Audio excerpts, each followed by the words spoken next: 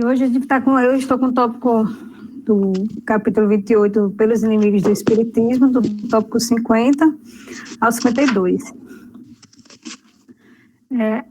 Eu vou ler tudo para depois fazer os comentários. Talvez eu pare um pouquinho no meio do texto, mas eu vou tentar fazer a leitura completa antes de comentar. Então, eu vou iniciar. No item 50. Bem-aventurados os que têm fome e sede de justiça, porque serão saciados. Bem-aventurados os que sofrem perseguição por amor da justiça, porque deles é o reino dos céus. Felizes sereis quando os homens vos carregarem de maldição, vos perseguirem e disserem falsamente contra vós toda espécie de mal, por minha causa. Alegrai-vos, então, porque uma grande recompensa vos está reservada nos céus. Pois assim perseguiram os profetas enviados antes de vós. Mateus, capítulo 5, versículo 6, 10 a 12. Não temais os que matam o corpo, mas que não podem matar a alma. Temei antes aquele que pode perder a alma e o corpo no inferno. Mateus 10, 28. Eu vou para o prefácio agora, que é o tópico 51.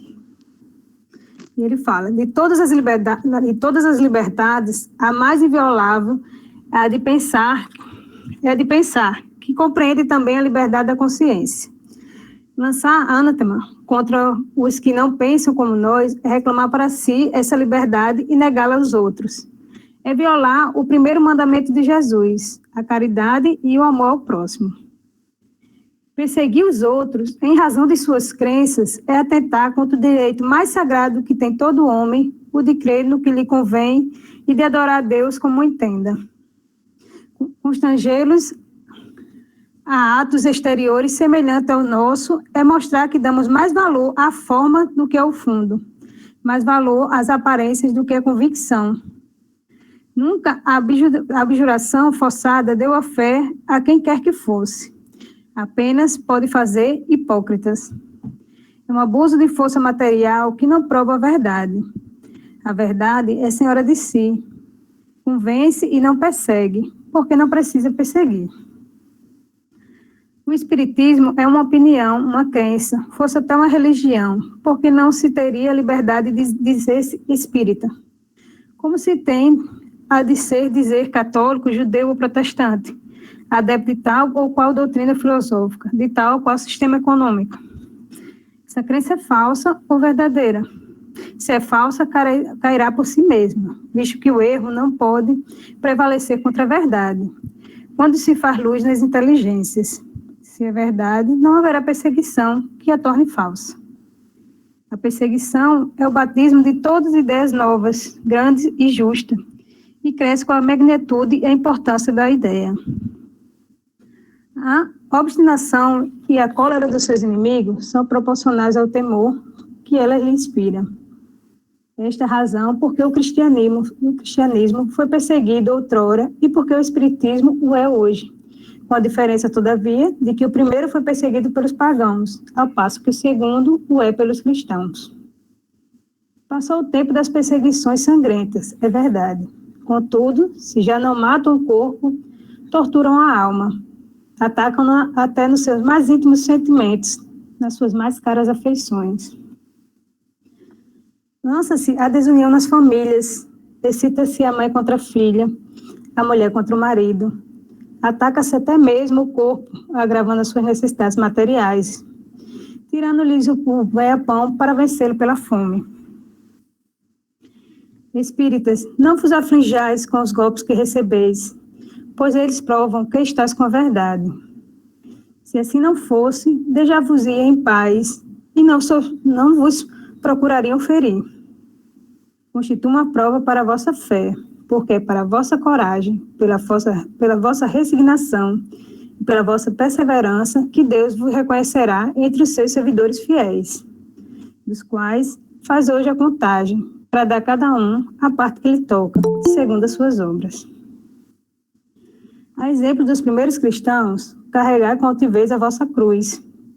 Vede na palavra do Cristo que disse, bem-aventurados os que sofrem perseguição por amor à justiça, porque deles é o reino dos céus. Não temais os que matam o corpo, mas não podem matar a alma. Ele também disse: amai os vossos inimigos, fazei bem ao que vos fazem mal, e orai pelos que vos perseguem. Mostrais que sois seus verdadeiros discípulos e que a vossa doutrina é boa, fazendo o que ele disse e o que ele mesmo fazia.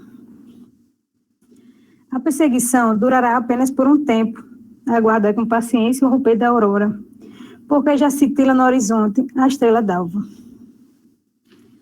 Bem, aí o tópico 52 é a prece. Eu vou fazer os comentários, e eu sei que depois todo mundo vai poder ajudar um pouquinho também com os comentários.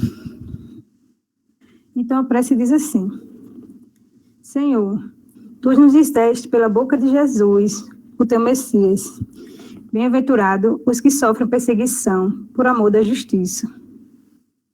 Perdoai os vossos inimigos, orai pelos que vos perseguem. E Ele próprio nos deu o exemplo, orando pelos seus algozes. Seguindo esse exemplo, meu Deus, imploramos a Tua misericórdia para os que desprezam os Teus divinos preceitos, únicos que podem garantir a paz neste mundo e no outro. Como Cristo, também nós te dizemos: perdoa-lhes, Pai, porque eles não sabem o que fazem.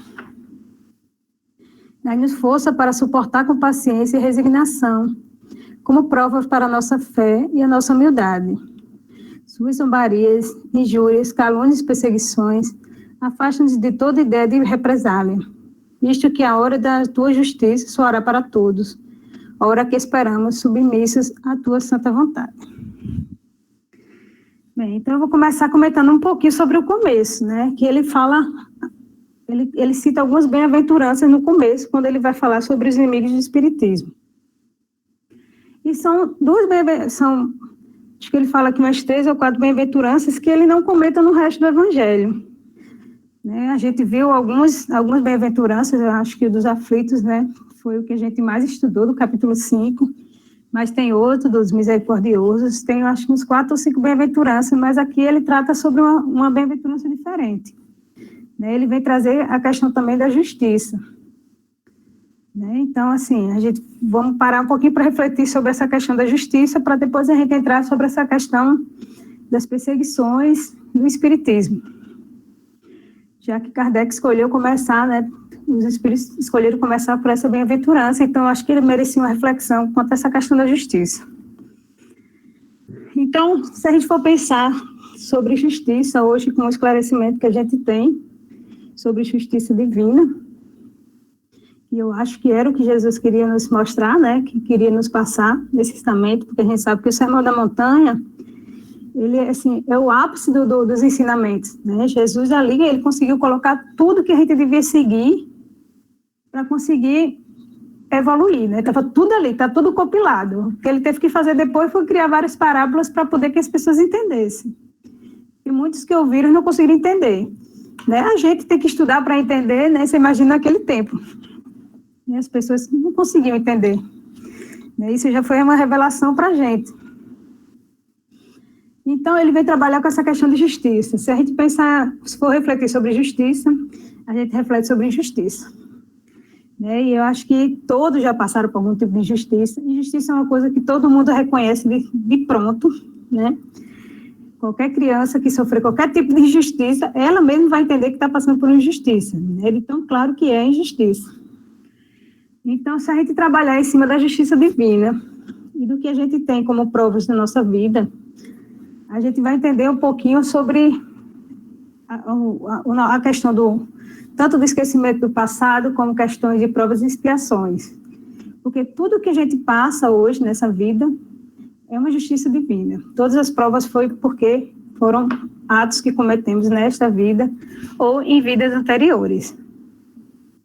Então, isso não é questionar. Tem vários livros que falam sobre essa questão. André Luiz traz muitas coisas. Um dos textos de André Luiz, eu acho que está no Missionários da Luz, mas ele chega em um local que trata sobre a encarnação das pessoas, né? Sobre as projeções, os mapas de como as pessoas vão reencarnar. E lá ele conhece uma senhora que ia reencarnar e ia passar por uma prova bem difícil. E ele fica curioso para saber qual era a prova dessa senhora, porque disseram a ele que era uma prova que ela ia ter algumas dificuldades, mas que ela precisava passar. Então, a senhora conta para ele, né? Falou que ela era casada com um homem muito, muito distinto, muito reto, muito digno. Ela também era uma senhora muito digna, e eles tiveram 3 filhos, 2 homens e uma mulher. Mas que ela disse que o grande erro dela foi ela tratar com ternura demais esses 3 filhos. Este foi o erro dela. E ela teria uma prova para se recompor dessa questão, né? Para se restabelecer a situação e o equilíbrio que ela tinha causado, o desequilíbrio no crescimento desses três filhos, né? Ou seja, ela fazia tudo que eles queriam, na verdade. Então, ela acabou que eles se desviaram e tiveram algumas vidas conturbadas, né? Por causa dessa situação que ela gerou essa autoproteção. Então, ela iria reencarnar e receberia novamente os 3 filhos. Sendo que os 3 filhos viriam, um viria paralítico, um viria com problemas mentais, e a menina viria com algumas dificuldades, mas ia auxiliar ela, porque ela ficaria viúva, né? Ou seja, ela teria 3 filhos com problemas e ficaria viúva, né? Então, assim, ela teria que se retratar e, ao mesmo tempo, vem tratar essa questão do esquecimento, da importância do esquecimento, porque é muito complicado você lembrar de tudo que você fez na outra vida e você conseguir corrigi-lo pedagogicamente, como Jesus faz com a gente, né? Que a gente volta para pagar o que a gente fez, mas de uma maneira pedagógica. A gente vai aprendendo, né? Tudo de novo e de uma maneira diferente. Porque eu acho que ninguém aqui que fosse ter um filho de alguém que foi um inimigo do passado ia conseguir tratar do mesmo jeito. Né? Então, a gente precisa desse esquecimento para a gente poder trabalhar todas as nossas questões no ambiente de amor. Né? Então, acho que essa parte da justiça, ele vem tratar muito sobre essa questão de sermos justos, de entender a justiça divina, né? Para que a gente possa trabalhar a resignação, enfim, a humildade e todas essas coisas que devem ser trabalhadas para o nosso crescimento. Então, essa justiça, que não é a justiça que a gente tem aqui na Terra, né? Que a gente sabe que a justiça daqui da Terra, às vezes, é injusta, né? Mas sim uma justiça divina, né? Que a gente não se preocupe se a gente for perseguido pela justiça, né? Pela justiça divina. Se a gente estiver reto, né? Na busca reta e de acordo com a justiça divina, que a gente não precisa se preocupar. Ele fala sobre a questão das maldições, das perseguições, né? Jesus falava isso porque sabia que das perseguições que iam viver a questão dos cristãos, né? Hoje a gente não passa mais por esse tipo de perseguição, né? A gente pode ser, assim, podado um pouquinho, pode ser discriminado um pouco com uma ou outra pessoa, mas hoje em dia o espiritismo é visto de uma maneira muito boa, né? Então, acho que essa parte de grandes perseguições a gente já passou. Jesus já sabia que eles iam passar, e Jesus falava, ninguém é melhor do que o mestre, né? Se eu passo por perseguições, vocês também passaram por perseguições, né? Ele sempre alertava, porque sabe que ia incomodar as pessoas, principalmente as pessoas materialistas iam ficar incomodadas, porque Jesus pregava a questão da fraternidade, da caridade, então isso ia afetar muita gente. Então ele sabia que seriam perseguidos. Só com um exemplo, né, a gente diz que a gente não passa por esse tipo de perseguição, assim, de ser decapitado, de ser, né, enfim, chicoteado. Mas as pessoas ainda perseguem esse tipo de pessoas que têm essa linha reta, né? Minha equipe do trabalho, o povo é muito proativo, adora trabalhar. As 24 horas que ele dá plantão, o povo não para na minha equipe. E nas outras equipes tem gente que não gosta de dar plantão na nossa equipe, porque diz que a gente gosta de trabalhar demais, né? Então, tem pessoas que preferem estar acomodadas ali, procurar uma equipe que seja preguiçosa, né? Para ficar ali naquele ambiente, porque eles acham que é melhor do que uma pessoa que está fazendo a coisa certa, que é o trabalho que a gente tem que fazer mesmo, né? A gente ganha para isso, a gente estudou para fazer esse concurso, para fazer esse trabalho, então a gente faz. Né? Mas muita gente se incomoda, porque muita gente não quer evoluir em nenhum aspecto, né? Então é mais cômodo não conhecer ou não aprovar, por exemplo, o espiritismo, porque eles não querem evoluir ali. Então, é uma perseguição sutil, né? É uma coisa mais oculta, assim, mas existe, né? Ele sabe que existe. Aqui na minha casa, todo mundo é católico. Minha irmã, quando eu soube que eu era espírita, passou um dia sem falar comigo. Foi um dia sem falar comigo, aí até que eu disse a ela, olha, eu não vou mudar, né? Você tem o direito de ter sua religião, eu tenho o direito de ter a minha, eu acho que a gente tem que se falar, porque não vai chegar em lugar nenhum você não falar comigo, né? E a gente fez as pazes, e ela não comenta nada, e não fala nada. Enfim, e né, a gente tem que saber também essa questão de respeitar a crença do outro, né? Como a gente quer ser respeitado. Mesmo jeito que eu quero, tem que respeitar todas as outras religiões que vêm até mim. A gente tem que ter esse pensamento de caridade também com os irmãos que estão em outras crenças, talvez até algumas coisas equivocadas, mas você tem que ter a caridade que ele está no momento da evolução dele. Né? Tem uma passagem que Jesus fala que não jogue pérolas aos porcos, né? Porque não vai ter serventia. E às vezes a gente fica querendo impor aquilo que a gente está gostando, e gosta tanto do espiritismo que a gente quer impor para todo mundo. Quer que todo mundo faça parte, que todo mundo, eu quero que todo mundo assista o evangelho. E é assim, né? A gente quer compartilhar porque a gente está aprendendo e está vendo que está surtindo efeito, que a gente está melhor. Mas a gente tem que entender que tem pessoas que não estão naquele momento, né? Então a gente tem que respeitar, tem que saber ter essa caridade. E é isso que o texto também fala, ele fala que perseguir as pessoas em razão das crenças é atentar contra o direito mais sagrado que tem todo homem, o de crer no que lhe convém e de adorar a Deus como o entenda, né? Então, tem gente que entende Deus de uma maneira diferente, né? Então, ele está naquele progresso. Tem pessoas que acham que tem necessidade de fazer, não sei, oferendas, como religiões têm, para poder conseguir uma conexão com o divino, né? Como crenças de permissão, né? Como se isso fosse uma permissão para entrar em contato com Deus, né? Muitas pessoas acreditam nisso e a gente tem que respeitar, né? Vai ter um momento que ele vai saber que Deus, né? Como Jesus falou, sois deuses, somos todos deuses. Somos uma unidade, né? Estamos conectados a Deus, somos feitos por Ele. Então, a gente não precisa de acender vela, a gente não precisa fazer oferenda, né? A gente precisa, de uma versão introspectiva, né? A gente tem que entrar dentro de nós mesmos e fazer essa conexão com o divino. Mas, para isso, a gente tem que aprender também a respeitar, né? As pessoas, não só na religião, na questão da opção sexual, na questão da política, que hoje em dia, né? Está meio atribulado e é uma coisa difícil, mas a gente tem que respeitar, né? Cada um está no seu grau de evolução e no seu entendimento. Bem, outra coisa que o texto fala, que eu também acho que é interessante, é a questão da perseguição ao batismo de toda ideia nova, grande e justa, e cresce com a magnitude e a importância da ideia. Né? O Espiritismo, quando surgiu, ele sofreu várias perseguições, né? Na verdade, a gente vê perseguições com ideias novas, né? Como Cristo foi perseguido com a ideia dele, como os depois dele ser crucificado, os cristãos que ali seguiram. E a gente sabe que muitos não eram por convicção, porque a gente sabe que Saulo, né, que depois virou Paulo, ele perseguia os cristãos, mas por convicção. Eles achavam que ali realmente eles estavam errados, que estava indo contra Moisés. Enfim, ele tinha uma convicção. Mas a gente sabe que muita gente, né, perseguia os cristãos pela questão da ideia, né, e não da convicção. Né? Então, acho que essas perseguições aconteceram. O Espiritismo, a gente sabe que Allan Kardec sofreu muita perseguição.